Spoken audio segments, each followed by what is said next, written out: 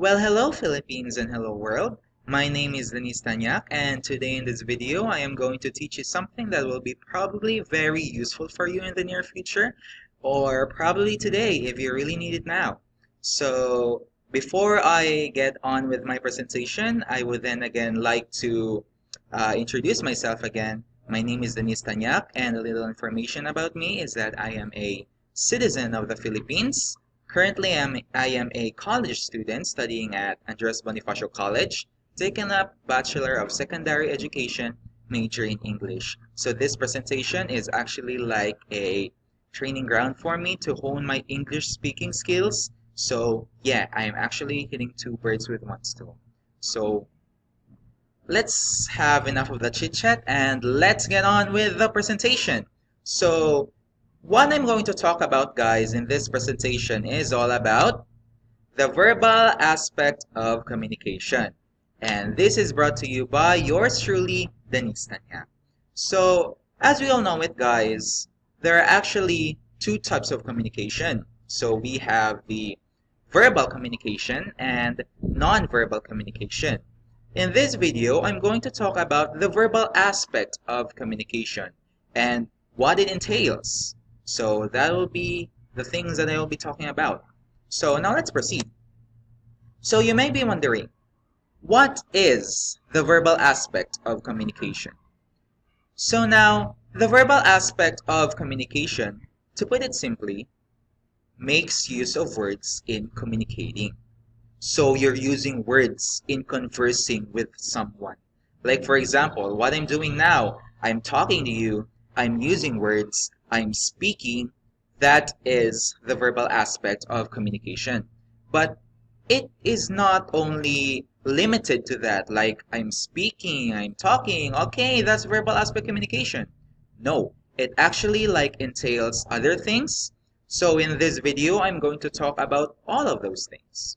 So here are the things that are included in the verbal aspect of communication. So in the verbal aspect of communication, we actually have the interpersonal communication, interpersonal communication, public communication, mass communication, organizational communication, and that would be all. So those are the things that I am going to discuss in detail all throughout this video. So let's proceed with the first one. So we have intrapersonal communication. Now, intrapersonal communication is actually communication with oneself. So for example, you're talking to yourself, you're facing a mirror, you're in deep thought. So that is actually intrapersonal communication. You are talking to yourself, you are conversing with yourself. Now, intrapersonal communication, just because you're talking to yourself doesn't mean that you're crazy. Actually, talking to yourself actually has some benefits. Like for example, when you need to be rational, you need to remind yourself, or you want to motivate or give yourself a pep talk. So that is actually intrapersonal communication. So it doesn't mean that you're crazy, all right? It's just normal. So intrapersonal communication is seen commonly in these situations. So it's intrapersonal communication when you are in deep thought or when you are talking to yourself. So that is intrapersonal communication. You are conversing, you are communicating with yourself. So it doesn't mean that you're crazy, you're just being normal and it's part of life. Now next we have is interpersonal communication. Now, interpersonal communication actually moves away from intrapersonal communication. Now, the question is, why or how? Interpersonal communication is actually communication with others. So you move from focusing on yourself, you move from talking to yourself, then you proceed to talking with others. You socialize. So that is interpersonal communication. Now, interpersonal communication actually involves these three. So interpersonal communication can either be dyadic, triadic, or small group. So when we speak of a dyadic interpersonal communication, it actually involves two people communicating, including yourself. Now next we have is the triadic interpersonal communication, wherein there are three people who are involved in communicating. Now, the last we have is the small group interpersonal communication. Now, this type of communication actually involves more than three people. So, it's a small group type of communication. So, that is interpersonal communication. You move from focusing on yourself, you focus on others and communicate with them. That is interpersonal communication. Now, next we have is actually public communication. So public communication is when one person speaks in front of a huge crowd. So it's basically you against the world. You talk while a huge crowd listens to you talk. So that is public communication. Now, public communication is actually pretty evident in these situations. So examples are when you're giving a speech, or when you are giving a lecture. So that is public communication. As you can see from these examples, there is one person talking in front of a huge crowd. So that is public communication. Well, in most cases in public communication, responses aren't at all welcome. But if the speaker requires so, well, the audience may do so. So yeah, that is public communication. One person speaks in front of a huge crowd. Now, next we have is mass communication. Now, mass communication actually involves mass media. It does not reply or express a reaction unlike interpersonal communication.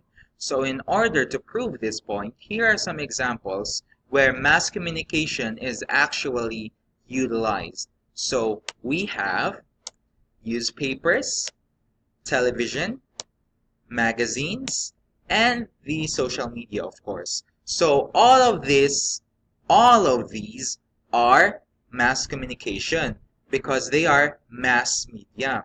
So this is a form of verbal aspect of communication. And as stated earlier, there is no sense of response or reply, or the reactions or the expressions of the respondents aren't actually visible. Well, there is Facebook, of course, you can respond. There is like a reply button there, but the rawness of the response or the instantaneous responses of the respondents are unlike that of interpersonal communication because it can actually be fabricated. So that is mass communication. It involves mass media. So yeah, that's mass communication. Now, next we have, and probably the last, is organizational communication. So organizational communication is actually communication inside an organization. Now, organizational communication actually follows a certain hierarchy in relaying a message. So, organizational communication is not your usual day-to-day interpersonal communication where you can just say, hey, what's up? That's not organizational communication. As stated here, it follows a certain hierarchy in relaying a message. So, of course, being organizational communication, these are present in these examples. So we have these in businesses, in companies, and in the government also. So these organizational communication is not your normal or day-to-day communication basis. You can't just say, especially if there is a certain disparity, if someone has a higher position from you, you can't just blatantly say like, hey, what's up? That's not actually like welcomed in organizational communication. It follows a certain hierarchy. Like for example, if you wanna communicate with this certain person who is actually higher than you, so you need to follow certain steps in order to communicate with that person. Well, in most cases, in the organizational communication, you need to put it in written form. You need to write a letter. And when you write a letter, you need to pass it down to someone who is a bit higher than you. And if they approve of that, they pass it again to someone, pass it until it reaches the person that you're aiming to communicate to. So that is organizational communication. It's actually pretty complicated. It's not your normal or day-to-day communication. So yeah, it follows a certain hierarchy. There are certain steps that you need to follow. So that is organizational communication.